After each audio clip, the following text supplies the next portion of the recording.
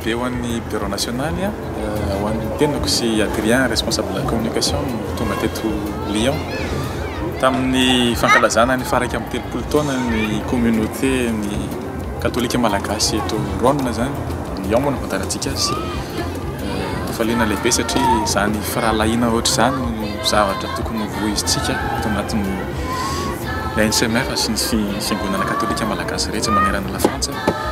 ka faliana zany voninahitra lehibe ho anay no manatrika izao fety zao amin'ny mampiralahantsika amin'ny kristianinatsika amin'ny mampiratanindrazanatsika ihany koa dia ny rarina dia mba hitohizany izay firalahina izay satria ilaina izay amin'izao vanim-potoana misy zao na izan'izao tontolo zao zany amin'ny fiarahamonina misy atsika indrindra koa ho an'ny firenentsika izay mandalo fotoa tsarotra rehetra fotoana maharitra izay ilaina ny firalahina tsika mpiraitanindrazana ingane mba hitohy izay firalahina amintsika izay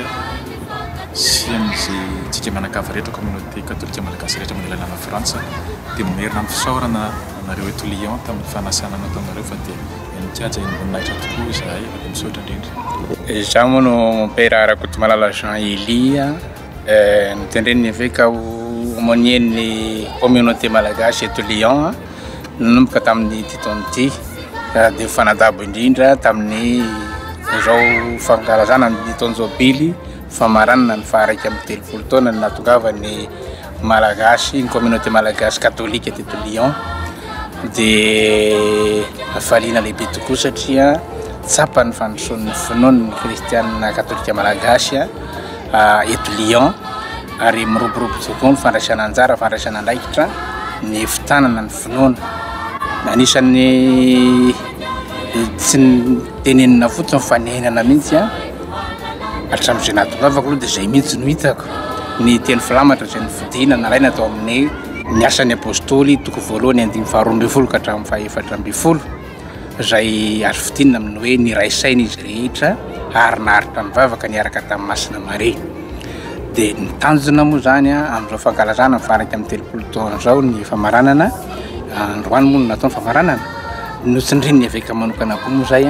dia ny hoe ny firaisampo azay koa no mahalaza ny fihavanantsika malagasy raha azo lazaina mivantana dia ny tanjona zany dia izay hoe mba hitombo hatrano ny fiombonam-po fihavanana firaisan-kinany malagasy ary iainan'izay ao anatin'ny finoana miaraka amin'ny masina Maria satria raha tsy mivavaka tsisy zava-bitako eto amin'ny fiainana. Loatra ny arahaba finaritra antsika rehetra ny tenako moa dia Nikirandraina Fisoa filohan'ny FKMR amin'izao fotoana izao vao avy nankalaza ny faraiky amin'ny telopolo taona ny FKMR isika androany koa dia fisaorana lehibe no atolotra ho an'ireo filoha izay teo aloha nanao ny asa tsy ny nanisa andro na nanisa alina fa nanomboka zavatra tsara ho an'ny fiangonana koa dia ny faniriana dia ny fanohizana izany zavatra vita izany androany sy amin'ny taona ho avy. Alara zany mazava ny tena anarako marina zany fa za anisan'ny azo atao hoe namorona ny FKMR tamin'ny talohan'ny 1985 zany maromaro zay ny tao fa za moa zany nitondra ny fikambanana voalohany indrindra mbola tsy association izy tamin'izany fa mbola natao hoe fivondronana fotsiny ny afatra tiako apetraka angamba ny indrindra ho an'ireo tanora izay hitako tamin'ny fankalazana ity fa tena mavitrika tokoa dia ho ia hoe tohizy ny ataonareo fa mahafinaritra tokoa dia ho antsika ray aman-dreny ho an'ireo tanora reo zanaka sy zandryreo fa reo no avy ny fiangonantsika ka dia samy tokony hanohana azy tsika izay azotsika atao rehetra misaotra indrindra. Wala na vapiana tu, Rama